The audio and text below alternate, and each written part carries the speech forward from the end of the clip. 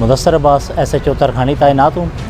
19/10/23 को हमें 12:41 पर एक 15 की कॉल मौसूल हुई कि चक नंबर 531 गाफवे में एक 4 साला बच्ची के साथ रेप हुआ है।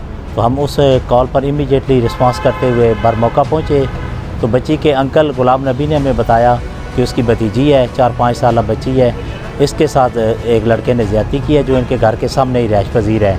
तो कहता है कि हमें बच्ची हमारी रूटीन में भी उनके घर जाती है, ये वहाँ पे गई है, तो हमें उसके चीखने चलाने की आवाज़ आई है। हम बरमौका पहुँचे हैं तो हमने देखा है कि मुलज़म उसके साथ ज़्यादती कर रहा था।